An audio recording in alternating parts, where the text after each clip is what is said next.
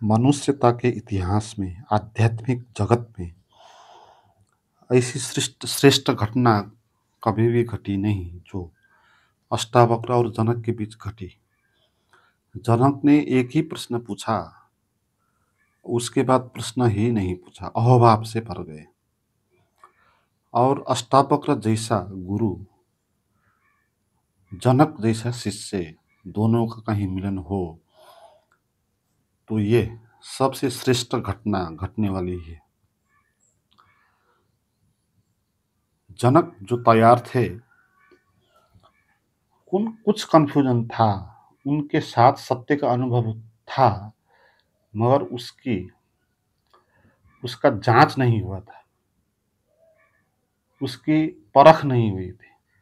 क्योंकि बहुत जगह जनक भटके, बहुत गुरुओं को बुलाया अपने दरबार में, शास्त्रास्त्र करवाते थे, मगर कोई कुछ कहता, कोई कुछ कहता, मगर जनक का अनुभव कुछ और था। और जनक को इतना ही आवश्यक था कि जो उसको अनुभव होता था वही सत्य है। तो इसकी प्रमाणिक व्याख्या उनको आवश्यक थी। इसलिए मैंने अष्टावक्र गीता पर पूरा वीडियो बनाने की सोचा हूँ,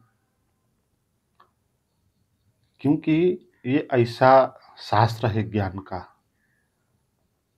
जो आपको तत्क्षण मुक्त करवा देता है। जनक मुक्त हो गया, एक ही प्रश्न था और मुक्त हो गया। तो अष्टावक्र गीता की विशेषता यह है कि इसमें न कोई भी अभ्यास कर्म की बात नहीं, केवल समझना है। भ्रांति जो है ना, वो नासमझ के कारण है, इसलिए अच्छे से समझ लो। जहां तुम हो वहां तुम हो ही, ये आपको अनुभव करवाना है। और शास्त्र में बहुत तरह की बात की जाती है, कोई भी शुद्ध ज्ञान का शास्त्र नहीं, क्योंकि ज्ञान में भक्ति को भी मिसाया, उसी में फिर योग को भी मिसाया। जैसे गीता हो गई, कृष्ण की गीता खिचड़ी है, सभी कुछ है उसमें। ज्ञान की बात भी है, योग की बात भी है, भक्ति की बात भी है, कर्म की बात भी है। तो एक ही बात पे गहराई नहीं है। आप कर्म की बात सुनेंगे, फिर जीरो से आप शुरू करेंगे, भक्ति की बात आएगी तो। अष्टावक्र के आगे जनक थे, जो आगे होता है शिष्य उसको देखकर बात कही जाती है। तो जनक को ध्यान में रख के अष्टावक्र ने जो कहा वो इधर उधर भटकाया नहीं, सीधे रास्ते आगे ले। मगर और शास्त्र में कॉमन बात होती है ना, क्योंकि और शास्त्र का जो अध्येता है ना, वो सभी लोग हो सकते हैं। जनक जैसा भी हो सकता है और बिल्कुल नया भी हो सकता है, जिसको कुछ भी पता नहीं। तो उसको भी ध्यान में रख के बात कहना पड़ता है। इसलिए अन्य शास्त्र में आपको एक बात गहराई तक ले जाएगी, फिर जीरो से फिर स्टार्ट कराएंगे, फिर दूसरे रास्ते आपको चलाएंगे। एक रास्ते आधा चलाएंगे, फिर दूसरे रास्ते चलाएंगे, फिर तीसरे रास्ते। इसलिए पहुंचना कभी होता है। अष्टावक्र यहाँ जनक को सीधे ही एक ही रास्ते आगे बढ़ा रहे हैं। और पहला प्रश्न जनक का क्या था? कथम ज्ञान मवाप्नोति, कथम मुक्ति विवस्यति, वैराग्यम च कथम प्राप्त, मेतत् ब्रूहि मम प्रभो। कथम ज्ञान, ज्ञान कैसे प्राप्त होता है? कथम मुक्ति, मुक्ति कैसे होती है? और वैराग्य च कथम, वैराग्य कैसे प्राप्त होता है? हे प्रभु, ये मुझसे कहिए। क्योंकि जनक ने बहुत गुरुओं से ये प्रश्न पूछे हैं, अब तक उनको इसका प्रॉपर आंसर मिला नहीं कि ज्ञान कैसे प्राप्त होता है, क्या करना होता है इसके लिए, मुक्ति कैसे होती है। तो बहुतों को ये प्रश्न पूछा भी था, मगर किसी ने भी उनका उत्तर दिया नहीं। तो ये प्रश्न जनक के मन में, और ये प्रश्न ये भी बताता है, जनक अंतिम अवस्था में आ गए, प्रश्नों के अंतिम प्रश्न है ये। उनके मन में कोई भी प्रश्न नहीं संसार में लाभ हानि के बारे में, उनको सीधे ही मुक्ति की बात है, और कुछ चाहते नहीं। उनको सभी कुछ जान लिया कि व्यर्थ है। एक ही बात जानने योग्य है कि मुक्ति कैसे होती है, ज्ञान कैसे प्राप्त होता है। तो अष्टावक्र कहते हैं, मुक्ति मिच्छसि चेत्तात विषयन विषयक तेज क्षमार्ज बदयातोष सत्यम पीयूष बद भज। मुक्ति चाहता है तो विषयों को विष के समान छोड़ दे, और दया, क्षमा, सरलता, संतोष और सत्य को अमृत के समान सेवन कर। ये आधारभूत बात है। कोई भी व्यक्ति अगर मुक्ति चाहता हो, अपने को जानना चाहता हो, आत्मज्ञान जानना चाहता हो, तो उसको विषयों को विष के समान छोड़ना चाहिए, जानना चाहिए कि विषय यानी विष। और यहाँ विषय का अर्थ क्या है? वो सब विषय जो विद्या से इतर है, जो ज्ञान से भिन्न है। ज्ञान से भिन्न कोई भी विषय हो तो उसका आप चिंतन करेंगे तो ज्ञान से आप दूर हो जाएंगे। इसलिए एक ही बात करनी चाहिए आपको, ज्ञान की, मुक्ति की। और संसारिक विषय, लाभ के, क्रोध के, काम के, इन विषयों की चिंतन करेंगे तो मुक्ति नहीं होगी, आप इसी में उलझ जाएंगे। और क्षमा, दया, सरलता, संतोष जैसे इन चीजों को अप्लाई करना है। जो मुक्ति चाहता है ना, उसको इस संसार से कुछ लेना देना नहीं। इस संसार को क्षमा कर देते हैं,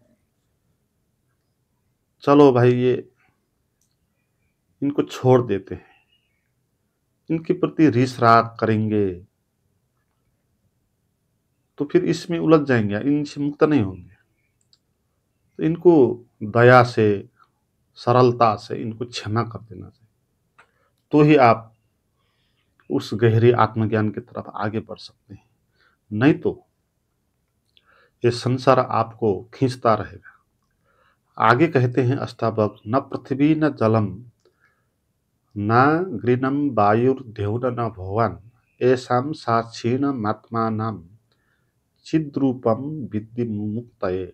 न तो पृथ्वी है, न जलम, न जल है, न अग्नि है, न वायु है, न आकाश है। मुक्ति के लिए अपने को इन सब का साक्षी चैतन्य रूप जान। हमारी जो भ्रांति है वो ये है कि हम अपने को कुछ मानते हैं, हम अपने को ये शरीर मानते हैं। और ये शरीर कैसे बना है? पृथ्वी से, जल से, अग्नि से, वायु से, आकाश से। इसको कहते हैं पंचभौतिक, पंच महाभूत। इन चीजों से तेरा शरीर बना है। इसलिए तो कुछ भी नहीं है इनमें से। पृथ्वी नहीं है, जल नहीं है, अग्नि नहीं है, वायु नहीं है, मगर तुझको ये भ्रम है, तू मानता है अपने को कि पृथ्वी है तो जल है, न अग्नि है तो अग्नि है, तो शरीर मानता है अपने को। तो तू क्या मान रहा है? अपने को पृथ्वी मान रहा है, जल मान रहा है, अग्नि मान रहा है। तो इस सब का एक साक्षी है। मुक्ति के लिए जानना होगा, क्योंकि ये जो भी चीजें हैं बाहरी, पृथ्वी, जल, अग्नि, वायु, आकाश, इन सब को जो जानने वाला है ना, तो वही हो सकता है। क्योंकि ये चीजें बाहर है आपसे, और जानने वाली चीजें हम इनको जान सकते हैं, इनको देख सकते हैं, इनको छू सकते हैं, तो हम ये हो नहीं सकते। यदि देहम पृथक्कृत्य चिति विश्राम्य तिष्ठसि अधुनैव सुखी शांतो बंध मुक्तो भविष्य से। यदि देह को अपने से अलग कर और चैतन्य में विश्राम कर स्थित है तो अभी ही सुख, शांति और बंध मुक्त हो जाएगा। और ये क्रांतिकारी जो बात है अष्टावक्र की वो यही है। तो अभी सुखी हो जाएगा, शांत हो जाएगा और मुक्त भी हो जाएगा। अभी वो आपको बात की बात ही नहीं करते कहीं भी। अष्टावक्र या तो अभी या तो कभी भी नहीं, इस बात पर भरोसा करते हैं, क्योंकि जो कुछ हो सकती है वो अभी ही हो सकती है, बाद में होगी तो वो उस बात के पीछे और बात भी होगा, तो उसका कोई सीमा भी नहीं है। तो अभी ही होनी चाहिए, मगर कैसे होगी अभी? यदि देह को अपने से अलग कर, तो जान ले कि देह नहीं है। देह है पृथ्वी, जल, अग्नि, वायु, आकाश से निर्मित, उसका कॉम्बिनेशन है।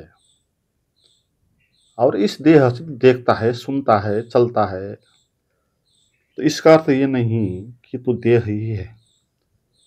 देह तो पैदा हुई है, वृद्ध होगी, कभी छोटी कभी बड़ी, परिवर्तनशील है, मृत्यु भी हो जाएगी इसकी।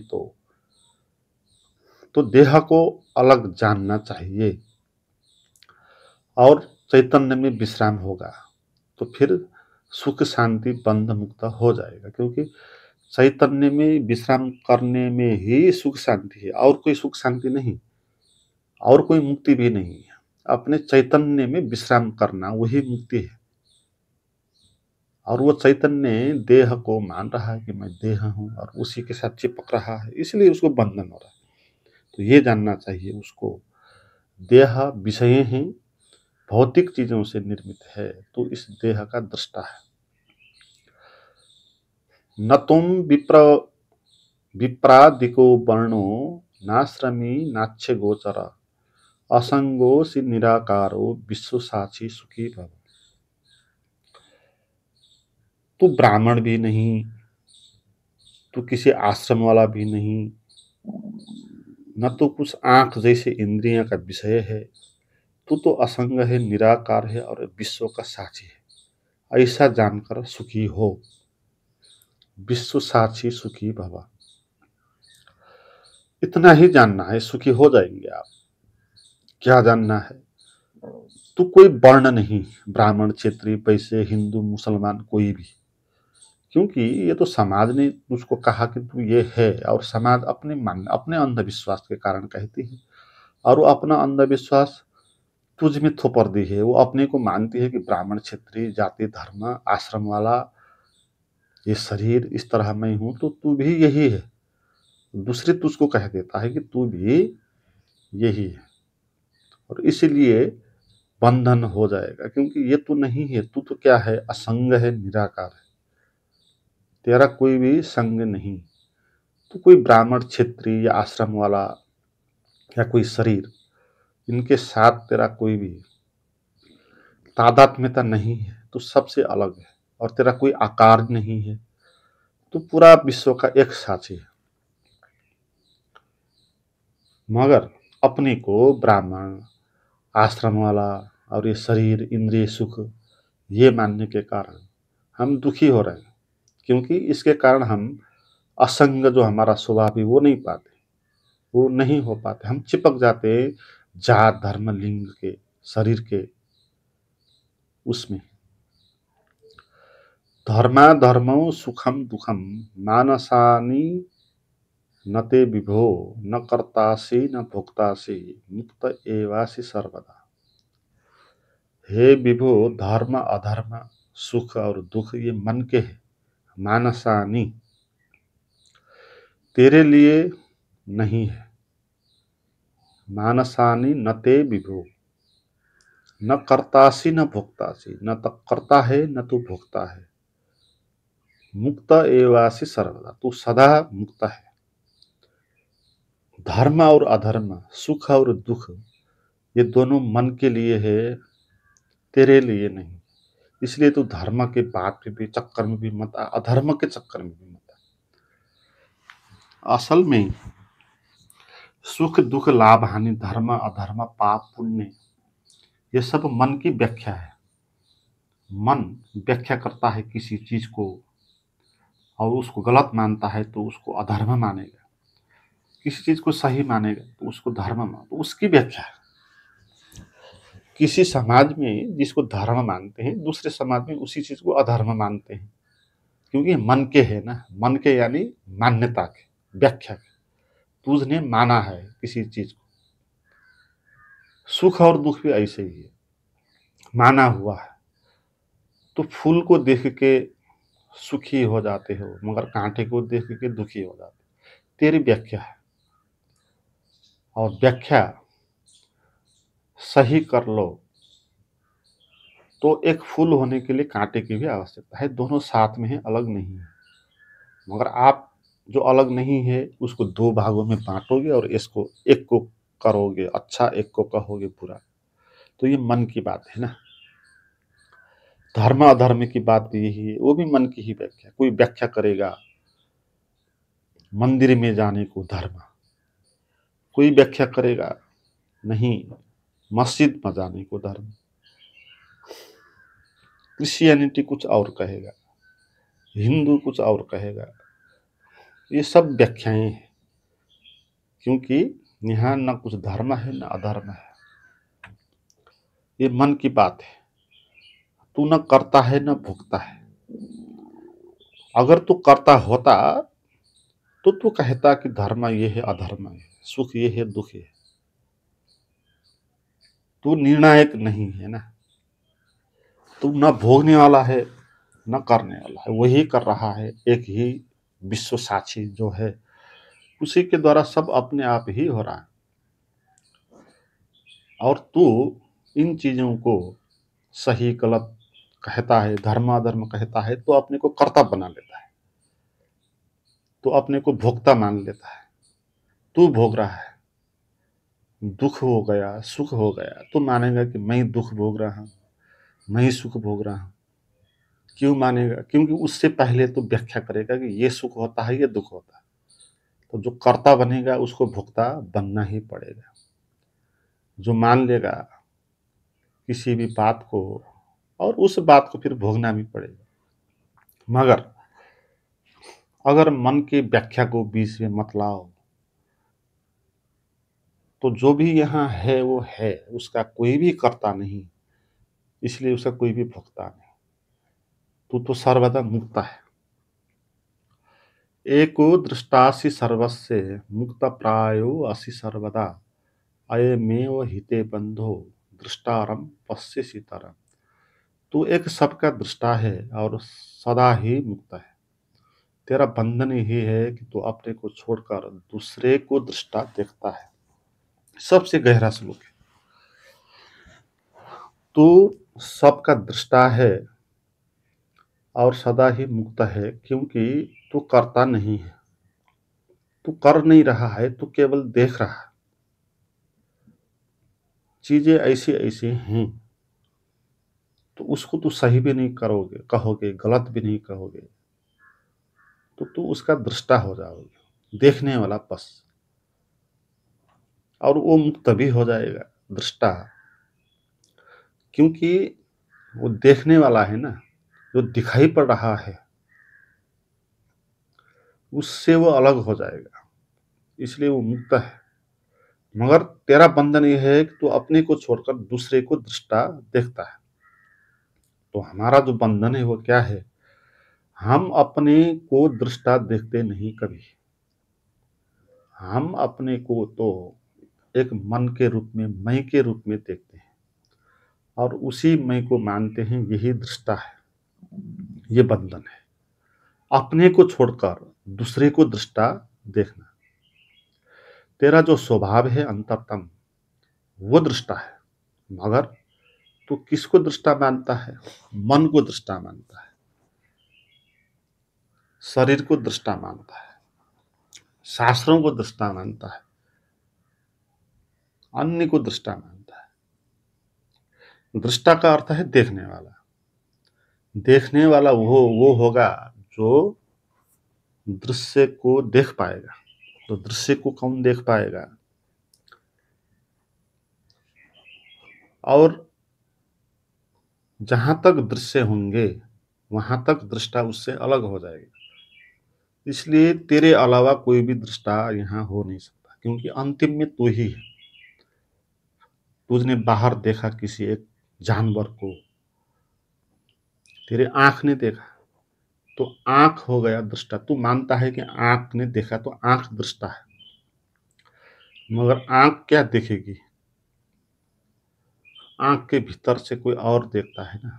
आँख तो एक विंडो है, उस विंडो से वो बाहर देखता है, देखने वाला आँख थोड़ी। मगर हमको भ्रम लगता है कि ये आँख ही दृष्टा है, या कहेंगे मैं ही दृष्टा हूँ। मैं यानी शरीर, तो आँख भी शरीर का ही हिस्सा है। तो तेरे आँख को भी भीतर से कौन जानता है? तेरे मन को भी भीतर से कौन जानता है? वो जो भीतर है साक्षी, वही दृष्टा है, होता है। मगर हमारी भ्रांति ये है कि हम उसको छोड़कर अन्य चीज़ों को मानते हैं कि वो देखने वाला है। अपने शरीर को मानेंगे, अपने मन को मानेंगे, विचार को मानेंगे, और ये बंधन इसी कारण हो जाता है। अहम करते तेहम माना महाकृष्णा हिदंसिता, नाहम करते ते विश्वासा मृतम पित्वा सुखी भव। मैं करता हूँ ऐसा अहंकार रूपी विशाल काले सर्प से दंशित हुआ तू, मैं करता नहीं हूँ ऐसे विश्वास रूपी अमृत को पीकर सुखी हो। विशाल काले सर्प से दंशित हुआ तू, आदमी को एक विशाल काले सर्प ने दंश किया हुआ है। वो क्या है? मैं करता हूँ, इसी को अहंकार कहते हैं। इसको क्यों कहा कि विशाल काले सर्प से दंशित हुआ? क्योंकि जो मानता है मैं करता हूँ, उसके अंदर एक सांप के जैसा विष होता है जो उसको खा लेता है, जो उसको बंधन में डाल लेता है। जो अपने को मानता है कि मैं करता हूँ, वो एक मनोरोगी हो जाता है, क्योंकि मैं करता नहीं हूँ ये सच है ना। आप करता नहीं हो, आपने कुछ भी नहीं किया और आप कुछ कर भी नहीं सकते। आपका जन्म हो गया, तो क्या आपने किया? उसमें क्या किया आपने? आपके जन्म होने में आपकी मृत्यु हो जाएगी, तो आप क्या करेंगे? उसको क्या रोक पाएंगे आप? और जीवन में भी आप क्या क्या चाहते हैं, क्या वो सब आपको मिलता है? मगर आप मानते हो अपने को कि मैं इस जीवन का केंद्र हूँ, मैं ही कर सकता हूँ, मैं ही कर रहा हूँ, आगे मैं ये करूँगा, मैंने ये किया वो किया। ये स्थिति जो है वो सांप से दंशित होने की स्थिति है। फिर तू भ्रम में पड़ जाएगा, फिर पूरा बंधन तुझको झेलना होगा। तू मानेगा कि तू करता है, तो जो बुरा होगा तो उसको भी मानना पड़ेगा कि ये भी तुझने ही किया है। गलत तो कितने हो जाते हैं ना। इसलिए हीनता भाव से भर जाएगा और अपने को मैं मानता है। यही अहंकार है। मैं, अहंकार, उसको खड़ा करना ही गलत है, क्योंकि यहाँ पर मैं जैसा कुछ होता नहीं, एक ही अस्तित्व होता है, साक्षी होता है। और मन की व्याख्या है कि मैं कुछ हूँ, तो मैं करता नहीं हूँ ऐसे विश्वास रूपी अमृत को, मैं करता नहीं हूँ इसको कहा ये अमृत है। मैं करता हूँ इसको कहा ये विष है। विष और अमृत क्या है इस श्लोक में अच्छे से कहा गया। विष यह है कि मैं करता हूँ ऐसा मानना, अमृत यह है मैं करता नहीं हूँ ऐसा जानना। क्योंकि तेरा स्वभाव ही ऐसा है, तू कुछ करता नहीं है, तू दृष्टा है ना। दृष्टा और कर्ता फर्क बात है। कर्ता का अर्थ है जो अपने को अलग मानता है, कुछ और भिन्न, और जीवन को संचालित करने वाला कर्ता, जो पृथ्वी को बचाएगा, समाज को बचाएगा, घर परिवार को आगे ले जाएगा। और यहाँ तक उसको मानना होगा फिर कि तारा, ग्रह, नक्षत्र ये सब वही चला रहा है, क्योंकि सब जुड़े हुए हैं ना। आप अपने घर की कर्ता हो, तो आपको सभी जगह का कर्ता होना होगा। तो आपको अंतिम में जो मानते हैं मैं करता हूँ, उसको ये मानना होगा कि मैं परमात्मा हूँ। तो ये विष हो गया ना फिर, क्योंकि ऐसा आप कहोगे तो आप घनघोर अंधकार में आ जाओगे। आपने अपने को वो नहीं जाना जो आपका स्वभाव है। आपने अपने को बहुत बड़ा बना के अपने अहंकार को माना, इसलिए मैं करता नहीं हूँ। ऐसा जानोगे तो अमृत पीना जैसा हो जाएगा। आप अभी यहीं सुखी और आनंदित हो जाएंगे, क्योंकि फिर चिंता की कोई बात नहीं, आप करता नहीं हो। तो जो करने वाला है वो कर ही रहा है, हो ही रहा है। सब कुछ यहाँ अपने आप हो रहा है। हवा चल रही है अपने आप। अगर हवा नहीं चलती तो आप ऑक्सीजन ले ही नहीं पाते। जब पानी आवश्यक हो तो पानी मिल जाता है, अन्न आवश्यक हो तो अन्न उपलब्ध है। हर एक चीज बढ़ रहा है, विकसित हो रहा है, लोग पैदा हो रहे हैं, बड़े हो रहे हैं, मूर्ति हो रहा है, पेड़ उग रहा है। हर एक चीज हो रही है अपने आप। आपके जीवन में भी जो होना है वो हो रहा है, भविष्य में जो होगा वो होगा।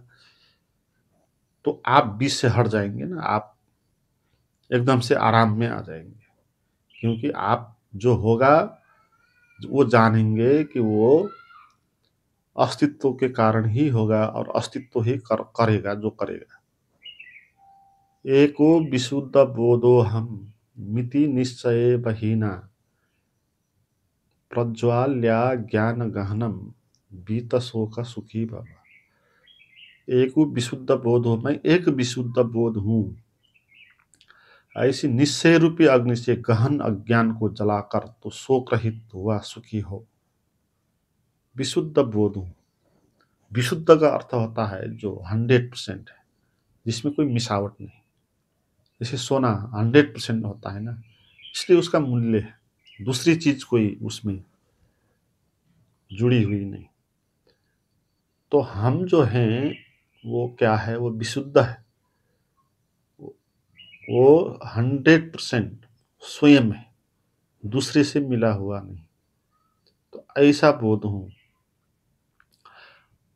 मगर हम अगर अपने को मानेंगे कि मैं शरीर हूँ, मन हूँ, तो यह विशुद्ध नहीं होगा, क्योंकि शरीर आ जाएगा बीच में, तो एक शरीर एक आप दो हो जाएगी, मिक्स हो जाएगा। आप कहेंगे मैं मन हूँ, तो मन आ जाएगा और विशुद्ध नहीं। केवल आप ही हो, केवल आप, और कोई चीज नहीं। तो ये जो विशुद्धता है, जो बोध है, ये निश्चय रूप से इसको जानो।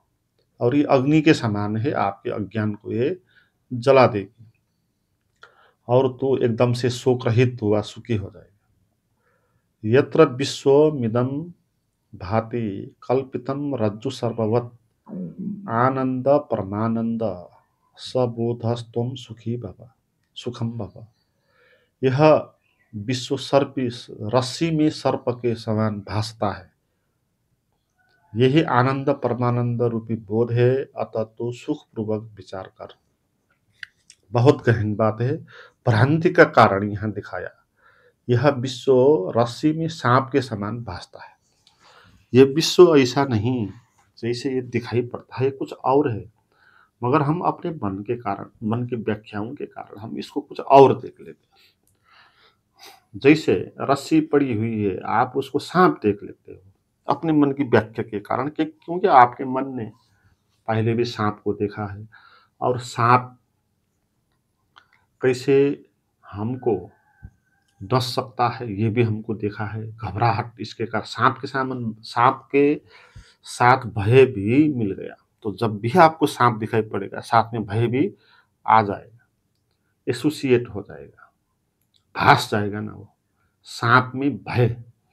क्योंकि सांप में भय नहीं, सांप को देखने में ही कोई भय का कारण नहीं होता।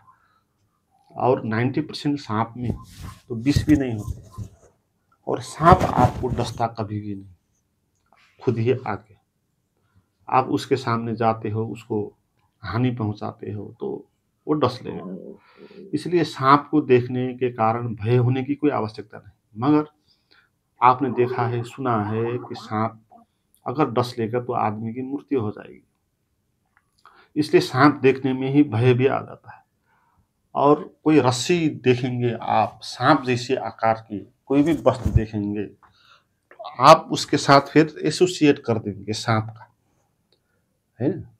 तो आप रस्सी को भी सांप देख सकते हो, दूर से देखोगे अंधेरे में, और आप उतना ही घबराएंगे सांप को देख के, रस्सी को देख के, कि जितना सांप को देख के तुम घबराते हो, भय उतना ही आए। मगर वहां सांप ही था नहीं। अगर सांप होता तो भी भय नहीं होता, मगर यहाँ तो रस्सी को देख के भी आपको भय पैदा हो गया। तो रस्सी में आपने सांप का आरोपण कर लिया है, ये भ्रांति के कारण। समान दिखाई पड़ती है ना, सादृश्य है, तो ये भ्रांति के कारण हम समझ लेते हैं ये सांप है और घबरा लेते हैं। ऐसे ही सारा का सारा विश्व भी ये रस्सी जैसा है और हमने इसको सांप मान लिया। पहले हम अपने को मानेंगे, अपने मैं को। हमने देखा इस शरीर को और मानने लग गए कि शरीर ही मैं, आरोपण कर लिया। और जो भी आप सोचते हैं ना, वो कभी होता नहीं, वो कुछ और ही होता है। आप क्या देखते हैं किसी भी चीज को देखते वक्त, अपने धारणाओं के द्वारा देखते हैं ना। आप अगर हिंदू हो तो मंदिर देखोगे, कुछ कुछ और देखोगे। आप मुस्लिम हो, मंदिर देखोगे, कुछ और देखोगे। आप हिंदू हो, मस्जिद देखोगे तो कुछ और देखोगे।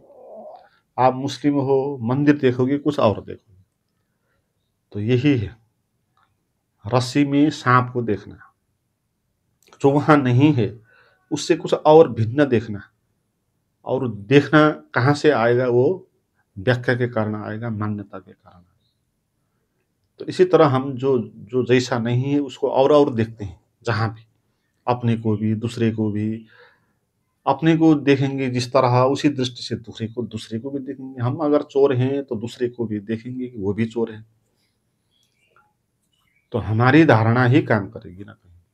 इसीलिए ये सारा विश्व भासता है, ऐसा होता नहीं। हम अपना स्वभाव नहीं जानते हैं ना, हम भ्रम में हैं, इसलिए बाहर भी भ्रम ही भ्रम देखते हैं। इस आनंद परमानंद रूपी बोध है, ये बात जानोगे, ये परमानंद रूपी बोध हो जाएगा। अतः तू सुख पूर्वक विचार कर। मुक्ताभिमानी मुक्तो ही बद्धो बद्धाभिमान्यपि किंवदन्ति सत्येयम् या मति सा गतिर्भवेत्। मुक्ति का अभिमानी मुक्त है, बद्ध का अभिमानी बद्ध है। यह किंवदंती सच है कि जैसी मति ऐसी ही गति होती है। ये किंवदंती है, बहुत लोगों के अनुभव का सार है, बहुत पुरानी है। जैसी मति ऐसी गति, ये सच बात है। तू जैसा मानता है ऐसा ही हो जाता है। ये बहुत गहन बात है, इसको समझ लिया तो आप मुक्त हो ही जाएंगे। आप अपने को क्या मानते हो? अगर आप मानते हो अपने को आप बंधन में हो, तो फिर आपको बंधन का अनुभव होगा। आप मानोगे अपने को मुक्त हूं, तो आपको मुक्ति का अनुभव होगा। इस संसार में कितने लोग हैं, कोई कैसा है, कोई कैसा है, ये सब उसका पीछे का रीजन यही है।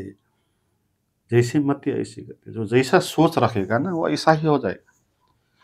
कोई मानेगा अपने कोई कमजोर हूँ, दीनहीन हूँ, तो एकदम से कमजोर दीनहीन हो जाएगा और रास्ते पे आ जाएगा और भीख मंगा हो जाएगा। एक भीख मंगे में और एक प्रधानमंत्री में क्या फर्क है? प्राकृतिक रूप से क्या फर्क हो सकता है? कुछ भी फर्क नहीं। शरीर में जो जो पार्ट्स हैं उसके, भिखमंगी के पास कम पार्ट्स नहीं है, प्रधानमंत्री के पास से ज्यादा अच्छा भी हो सकता है। फेफड़े हैं, आंख है, कान है, जो भी आवश्यक है, भूख लगती है, नींद लगती है, तो क्या कमी है? प्रकृति ने क्या कम किया भिखमंगे को? सभी कुछ तो भिखमंगे को भी दिया है, प्रधानमंत्री को जो दिया है, कोई भी भेदभाव नहीं, मगर उसकी मति में फर्क है ना। वो मति कैसी है, उसकी सोच कैसी है, वो क्या मानता है अपने को कमजोर, दीनहीन, गरीब इस तरह सोचता है, तो धीरे धीरे ऐसा ही हो जाता है और उसकी बुद्धि भ्रष्ट हो जाती, उसका पावर भी खत्म हो जाता, सिकुड़ जाता और कुछ भी नहीं कर सकता और खाने के लिए भीख मांगना पड़ता। और एक प्रधानमंत्री भी है, मैं नहीं कहता कि प्रधानमंत्री अच्छा है, उससे अहंकारी नहीं, ऐसा नहीं, सोच की बात है ना। प्रधानमंत्री जैसे आदमी जो होगा ना, वो अपने को इस तरह सोचेगा कि मैं पावरफुल हूँ, मैं कुछ भी हासिल कर सकता हूँ, मेरे लिए कुछ भी असंभव नहीं। तो वो मानता है अपने को, अपने पर उसका विश्वास है, अपने अहंकार के ऊपर, तो धीरे धीरे उसका जीवन ऐसा ही हो जाता है, वो सफल होता जाता है। तो मति जैसी होगी आपकी, आपका जीवन ऐसा ही अनुभव होगा। जीवन रेडीमेड आपके आगे नहीं आएगा, है ना? जीवन तो आप क्रिएट करेंगे ना। जीवन एक कोरा कागज है, आप क्या लिखोगे, आपकी मति क्या है, उस हिसाब से जीवन को आप अनुभव करेंगे। कोई मानेगा कुछ तो वही हो, कोई हिंदू मानेगा, मुस्लिम मानेगा तो देखो मुस्लिम के लिए कितना वो लड़ता है, अपने को यातना देता है। कोई मानेगा अपने को कि साधु हूँ, देखो कैसे तपस्या कर लेता है। फिर तो जो मानता है अपने को क्या हूँ, कैसा हूँ, तो उसी तरह उसको अनुभव। तो ये बात इसमें भी लागू होगी, बंधन और मुक्ति मुक्ति में भी। अगर आप अपने को मानते हो कि बंधन में हो, तो आप फिर बंधन में हो जाएंगे। हम बंधन में क्यों हैं? क्योंकि हम मानते हैं अपने को कि मैं बंधन में हूं, और कुछ भी कारण नहीं है आप बंधन में होने का, आप मानते हो इस बात को। क्योंकि आपको कहा गया समाज में, तू कुछ भी नहीं, तेरे से बड़े बहुत लोग हैं, और ज्ञानी तो तू हो ही नहीं सकता, क्योंकि ज्ञानी होने के लिए तो कितना कितना ध्यान तपस्या करना होता है, नियमों का पालन करना होता है, तो क्या ज्ञानी हो सकेगा? कोई भी दूसरे को ज्ञानी अच्छा तो मान नहीं सकता। तो दूसरे ने कहा तुझको तू अज्ञानी है, तो फिर तुझने भी मान लिया इस बात को कि हाँ मैं अज्ञानी हूँ, सही बात है, क्योंकि मेरे पास तो कुछ भी नहीं। तो इस तरह तो अपने को मानता आया कि मैं अज्ञानी हूँ, कमजोर हूँ, ना कुछ हूँ, तो फिर तो वही हो गया, ना कुछ हो गया। और आपको कैसे पता कि आप बंधन में हो? आपको दूसरों ने कहा ना कि आप बंधन में हो, क्योंकि जीवन बंधन होता है, मैं बंधन में हूँ, सब बंधन में, इसलिए तू भी बंधन में है। और हमने उस बात को मान लिया। हमने खुद जान के नहीं कहा कि मैं बंधन में हूँ, किसी ने भी खुद को जान के अपने को बंधन में नहीं पाया। दूसरों की बातों को मान के अपने को बंधन में पाया।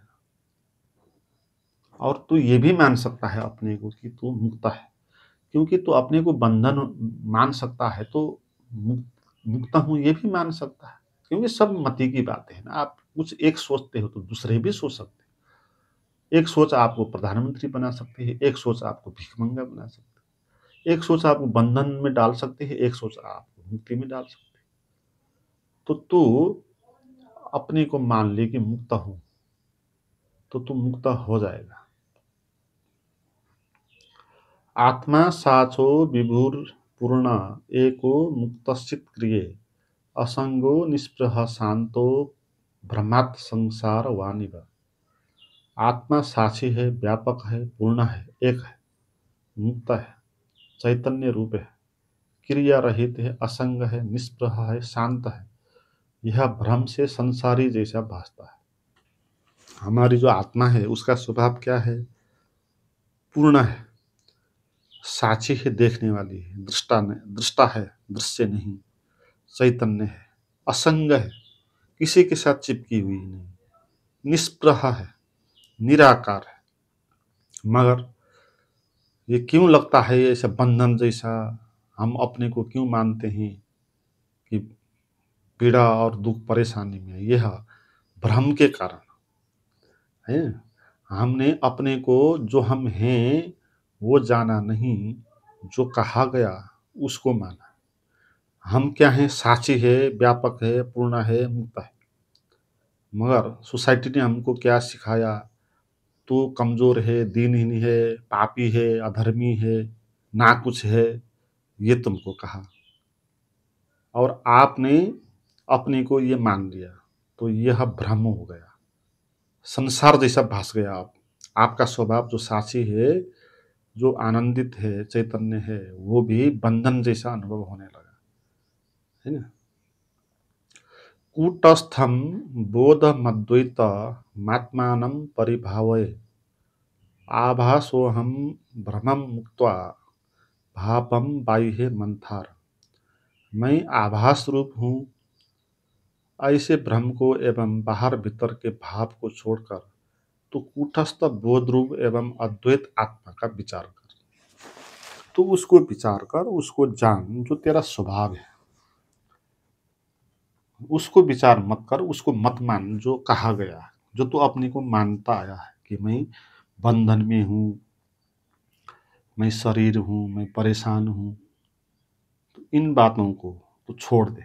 मैं ये शरीर हूँ, मन हूँ, विचार हूँ, जो भी तू मानता है अपने को, इस भाव को छोड़ दे और जो तेरा स्वभाव है उस उसका विचार कर। कूटस्थ हूँ। कूटस्थ, कूटस्थ का अर्थ है जो केवल खड़ा है, उसके आगे कोई नहीं, कोई और, स्वयं में है, स्वयंभू, बोध रूप एवं अद्वैत, जो दो नहीं एक ही सर्वव्याप्त है आत्मा। तो उसका तू विचार कर, तो फिर क्या हो जाएगा? तेरी मति बदल जाएगी और तू मुक्त हो जाएगा। देहाभिमान पासेन चिरम बद्धोसि पुत्रक बोधोहम ज्ञान खटकेन तन्निकृत्य सुखी भव। हे पुत्र, तू बहुत काल से देहाभिमान के पास से बधा हुआ है। उसी पास को मैं बोध हूँ, इस ज्ञान की तलवार से काट कर तू सुखी हो। बहुत बड़ी बात है, क्रांतिकारी है। अभी सुखी हो, अभी इस तलवार से काट ले।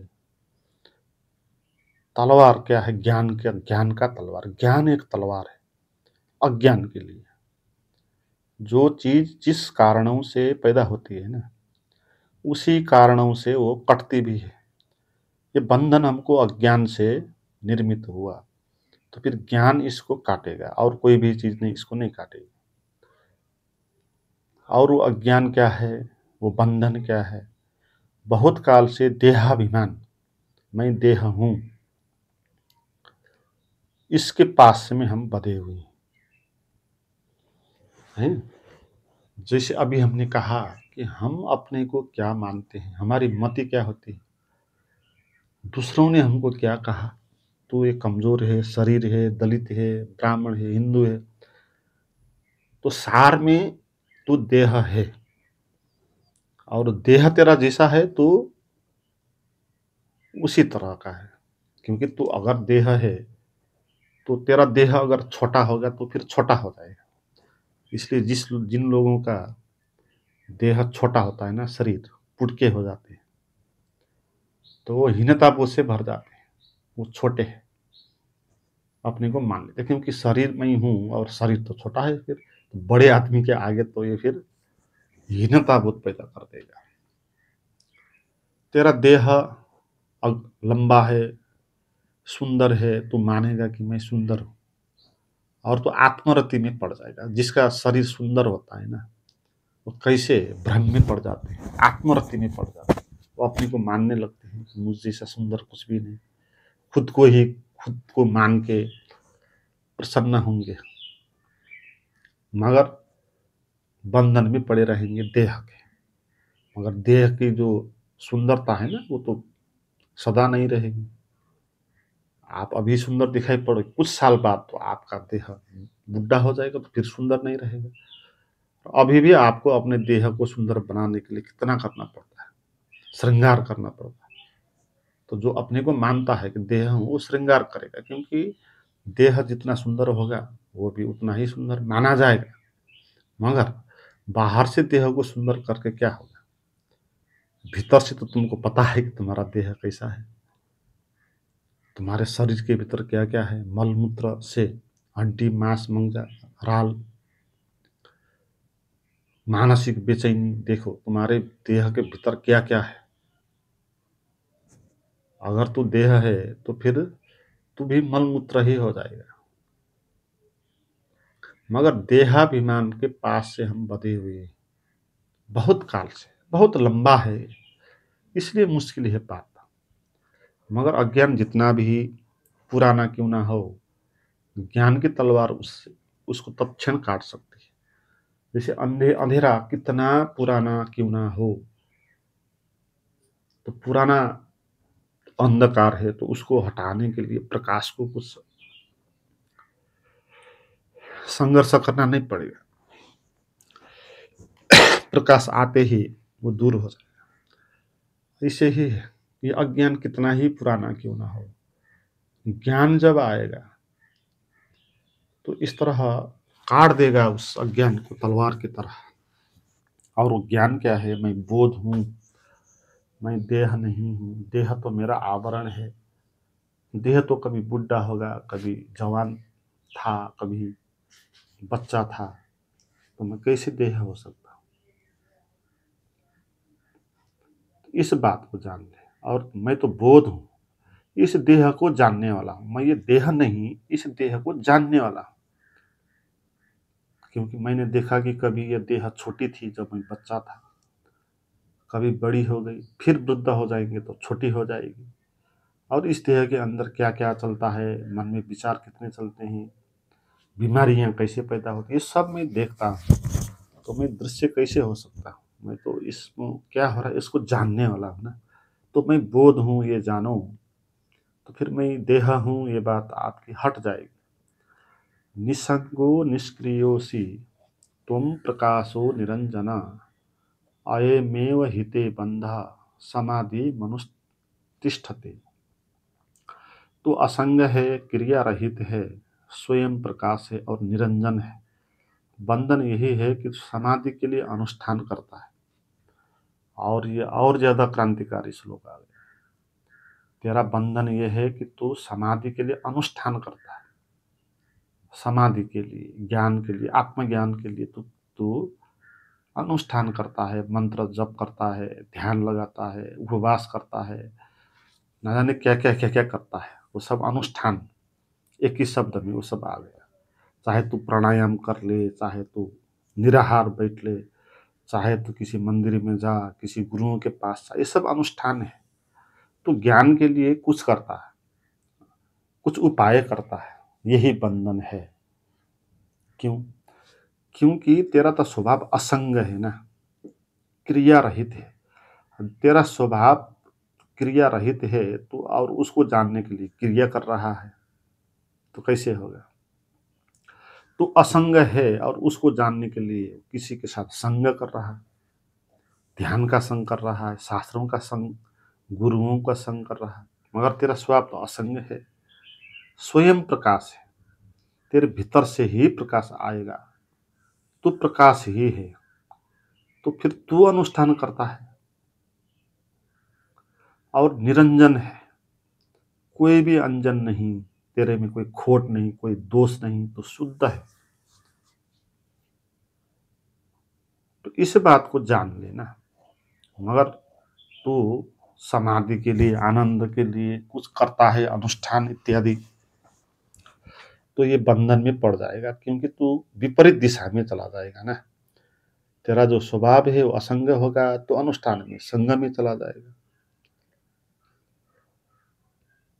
त्वया व्याप्तमिदं विश्वं त्वयि प्रोतं यथार्थतः शुद्ध बुद्ध स्वरूपस्तुम मां गम क्षुद्र चित्तता।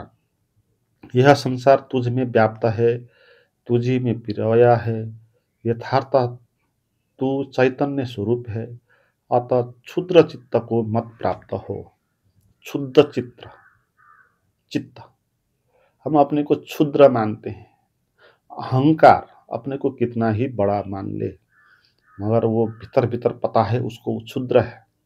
जो अपने को मैं मानता है ना, अहंकार जिसके भीतर है, वो क्षुद्र हो जाता है, छोटा हो जाएगा ना। वो फिर अपने को कोई शरीर मानेगा तो फिर उसको छोटा होना ही पड़ेगा, क्योंकि उससे अच्छा शरीर किसी का होगा तो उससे छोटा हो जाएगा। वो गरीब है तो फिर क्षुद्र हो जाएगा, क्योंकि जिनके पास धन है उसके आगे वो क्षुद्र है।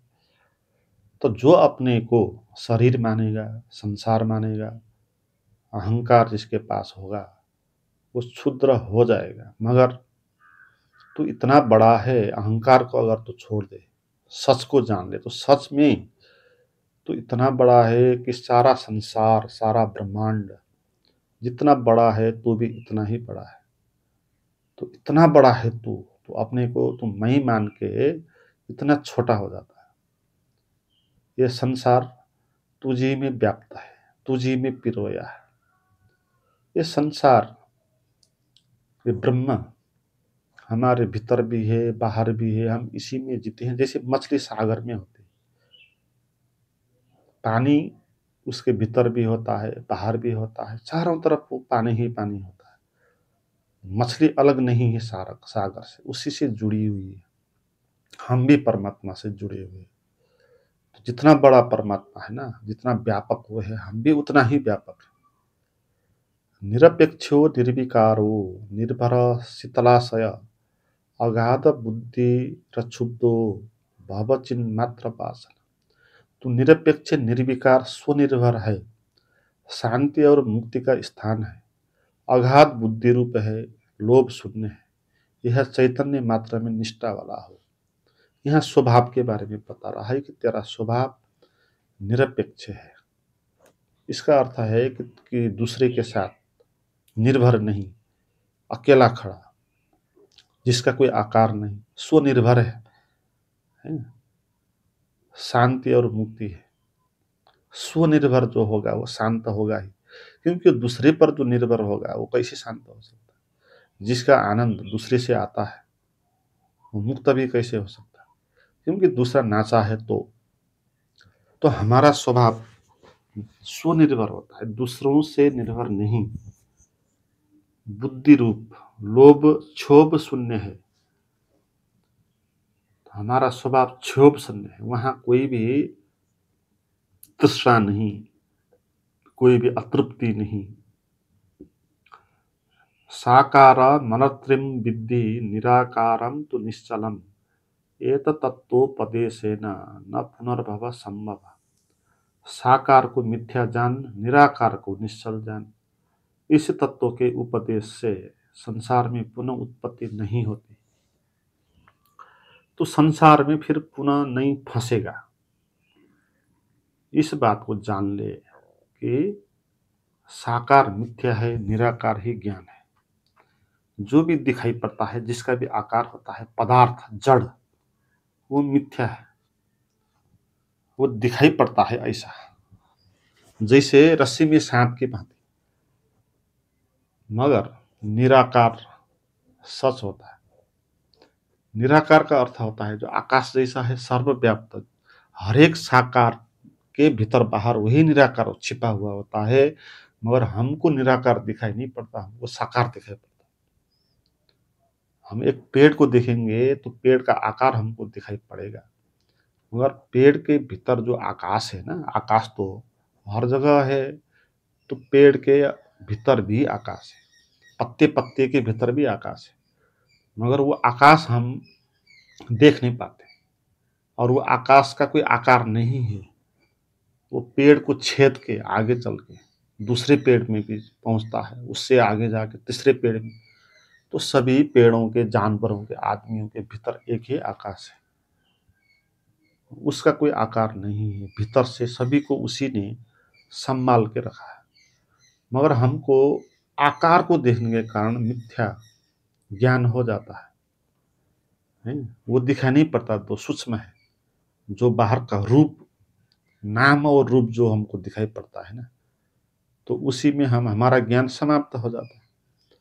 हमने किसी एक आदमी को देखा या पेड़ को देखा, दो बातें जानेंगे, एक उसका नाम क्या है, पीपल का पेड़ है, नाम जाना, और दूसरा रूप, वो जो भी दृश्य दिखाई पड़ेगा ना, उसका आकार कितना लंबा है, कितना फैला है, ये आकार और नाम, ये दो बात हम जानेंगे। मगर वो जो झलका जो दिखाई पड़ा है ना, नाम और रूप, वो मिथ्या है। वहां ऐसा कुछ है नहीं, पीपल जैसा शब्द कुछ वो है नहीं, हमने उसको पीपल कहा।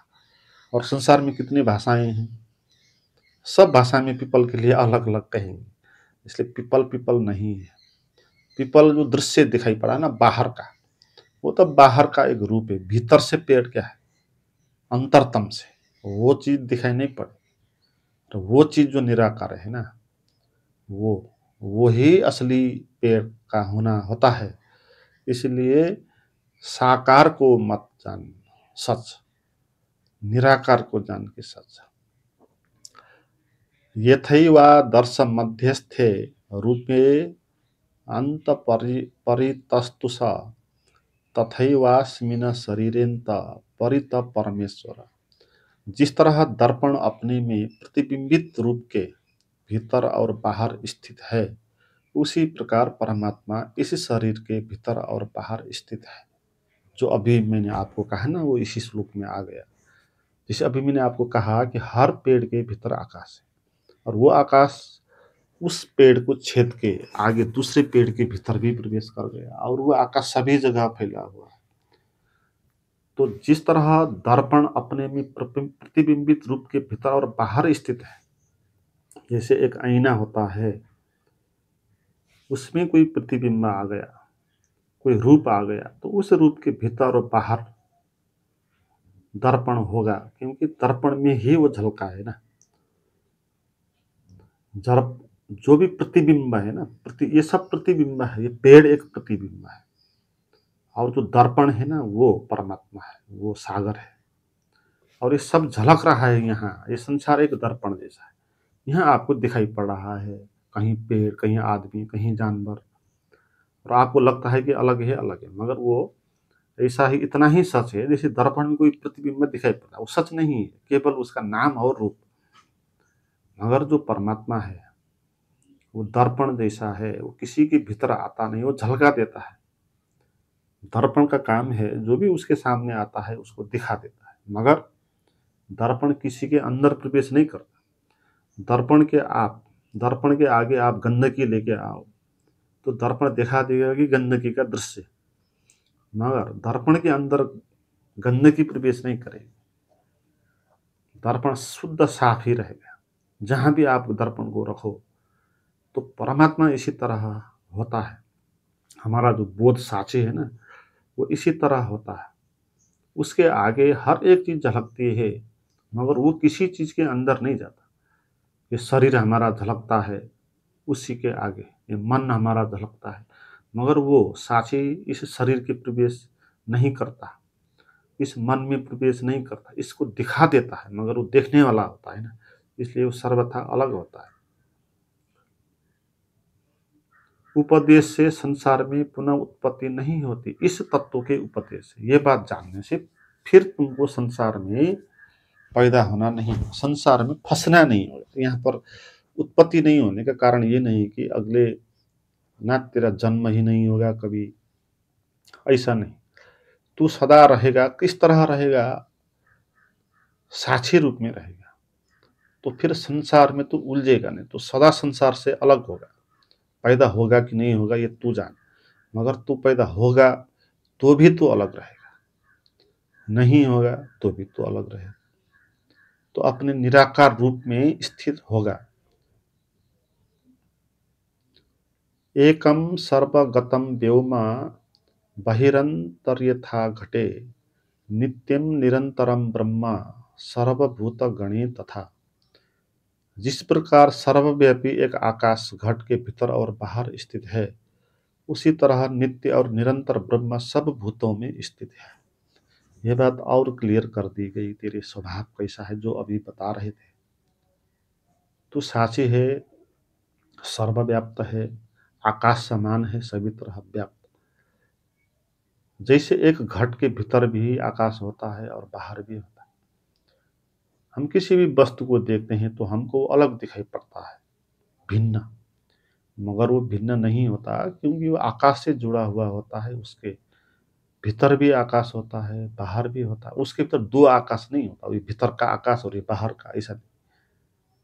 आकाश तो इतना सूक्ष्म है ना कि वो हर एक पदार्थ के भीतर प्रवेश कर सकता है। तो घड़े के जो भी सतह हैं, जो उसकी दीवाल है ना, दीवाल को छेड़ के भी आकाश जाएगा ना। तो एक ही आकाश है, वो भीतर भी है, बाहर भी है। मगर भ्रम ये हो सकता है किसी को कि वो घड़ा अलग दिखाई पड़ता है तो अलग ही है कोई वस्तु जिसका लेना देना आकाश से नहीं और चीजों से नहीं, ऐसा नहीं। सभी के साथ जुड़ा है आकाश, सभी तरह, बाहर भी भीतर भी। वो कभी आकाश अलग होगा नहीं क्योंकि आकाश को कोई चीज रोकेगी नहीं ना।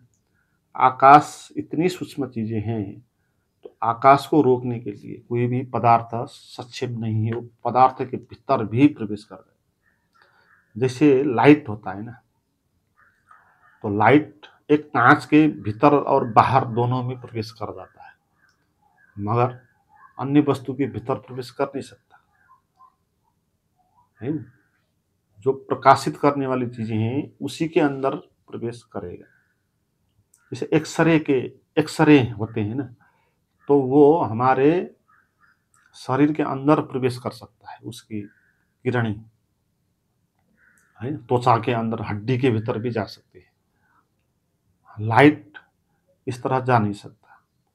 तो बहुत सारी चीजें हैं जो सूक्ष्म होती हैं, जो पदार्थों के भीतर प्रवेश कर सकती है, मगर उनकी सीमा है। मगर जो आकाश है ना, सर्वव्यापी, उसकी कोई सीमा नहीं, वो हर एक चीज के भीतर प्रवेश कर सकती है। तो आपके शरीर के भीतर भी वो है, बाहर भी है, वही है, भीतर और बाहर स्थित है। तो नित्य और निरंतर जो ब्रह्म है ना, वो सब भूतों में स्थित है। जहां भी कोई भी चीज है ना, हर एक चीज के भीतर भी वही, बाहर भी। आपके शरीर के भीतर भी वही, बाहर भी वही, वो दो नहीं। मगर आप मानते हो अपने को आकार और नाम, मगर निराकार जो आपका स्वभाव है वो सभी जगह है। आपके शरीर को छेड़ के आगे जाके दूसरे शरीर तक प्रवेश करेगा ये निराकार परब्रह्म। मित्रों, ये पहला अध्याय है, यहीं तक है।